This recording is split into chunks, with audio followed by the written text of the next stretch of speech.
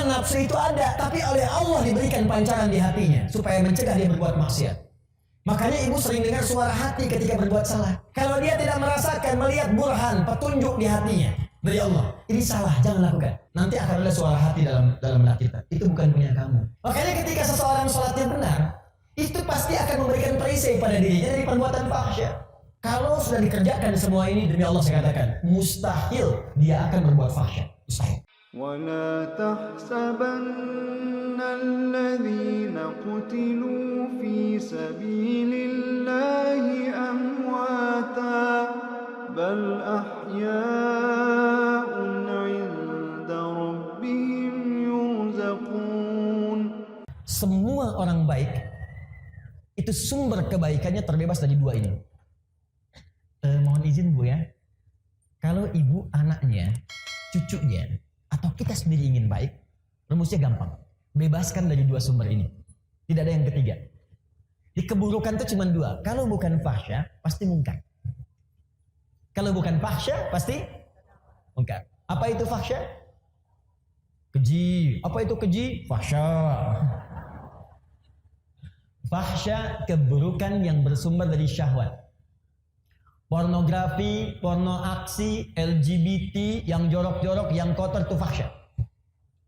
Awas, hati-hati. Saya ulang ya. Pornografi, porno aksi, LGBT, homo, lesbi, transgender, sejenisnya itu fahsyat namanya. Jadi mustahil ada orang sholat berbuat fahsyat, mustahil. Makanya ketika seseorang sholatnya benar, itu pasti akan memberikan perisai pada dirinya dari perbuatan fahsyat. Nih Bu ya, gak usah jauh-jauh. Kalau sholat kita benar, ibu lihat gambar di handphone. Buka misalnya, ya. Begitu ingin lihat berita, tiba-tiba ada gambar yang tidak elok. Itu kalau sholat kita benar, dalam hati kita ada yang disebut dengan burhan namanya. Apa namanya? Burhan. Ada Ustadz Yusuf Burhan. Burhan. Laula an ra'a burhana rabbi. Burhan. Burhan itu petunjuk Allah. Saya ulang ya. Burhan itu petunjuk Allah yang muncul dalam hati, yang menjauhkan kita dari maksiat. Petunjuk Allah yang muncul dalam hati, yang menjauhkan kita dari maksiat. Nabi Yusuf pernah diajak berduaan oleh seorang perempuan, istri seorang pembesar, untuk melakukan hubungan yang tidak dibenarkan. Ya. Ini dalil tidak dibenarkannya. Awas, perbuatan zina di luar nikah. Hati-hati di surat Yusuf. Ya, walaqad hammat bihi. Ya, wa hamma biya laula an ra'a burhana rabbi. Perempuan itu mengajak Yusuf untuk berduaan. Perempuan itu telah memiliki suami. Yusuf belum menikah sama sekali, diajak berduaan.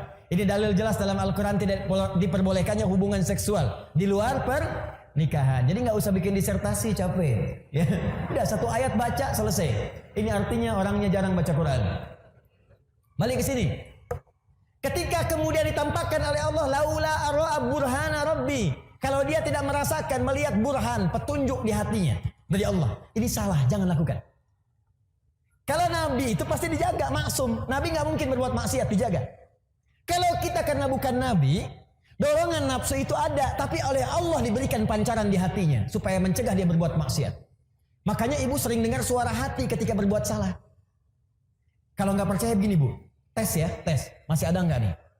Nanti keluar dari sini, ibu coba pakai sendal orang lain. Ngetes, awas, bukan dilakukan, ngetes. Pakai aja, punya saya, kata Ustadz Adi. Ini cuma cek. Cek ya. Lihat sini, ibu pakai. Begitu ibu pakai itu, nanti akan ada suara hati dalam benak kita. Itu bukan punya kamu. Pasti itu. Ada snack aja, snack dikasih tuh. Di samping misalnya, ibu mau ambil aquanya. Ketika itu bukan untuk ibu, hati ibu akan mengatakan, itu bukan punya kamu. Iya. Selalu begitu. Itu burhan namanya. Nah makanya orang-orang yang sholatnya bagus, itu pasti sinyal burhannya kuat Bu. Nggak percaya silahkan. Semakin banyak sholatnya, semakin tinggi kualitasnya. Bahkan jangankan yang fardu, sholat sunnah dia buru, tahajud dia kerjakan, sholat duha dia lakukan, rawatib tidak pernah tinggal, sholat mutlak dia lakukan. Semua jadi sholat dia koleksi.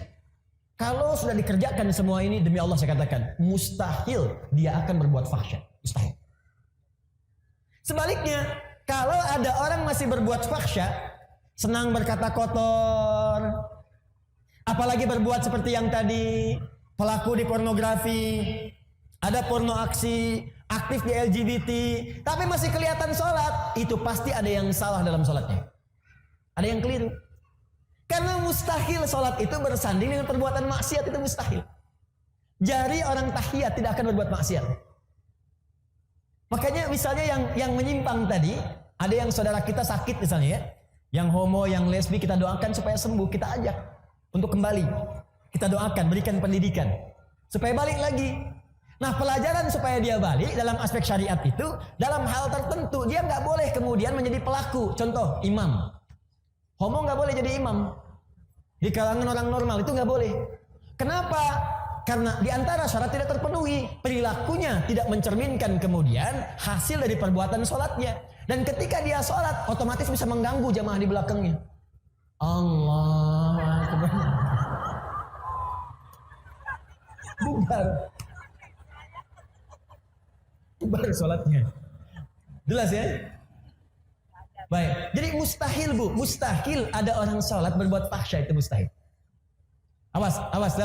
Saya maksud bukan ibu. Kalau pulang ke rumah ada anak, senang lihat tayangan yang tidak bagus, main-main di lingkungan yang tidak baik, maka coba lihat sholatnya. Yakin saya, kalau enggak dia bolong-bolong, pasti enggak maksimal sholatnya. 2 mungkar. Mungkar perbuatan maksiat yang bersumber dari nafsu perut dan akal. Jadi kebutuhannya kebutuhan perut dan direncanakan oleh akal. Misal mencuri, korupsi, mencela, berselisih, berdusta. Awas, itu mungkar. Mencela itu perbuatan mungkar, makanya ada larangan mencela. Quran surah ke-49 ayat yang ke-11. Ya ayyuhalladzina amanu la yaskhar qaumin qaum, jangan saling mencela. Gibah itu double, perbuatan mungkar dan fahsya. Gibah, Bu. Ya, bahasa kerennya gosip. Rabbin fa'ana bima 'allamtana, Rabbi 'allimna alladzi yanfa'una.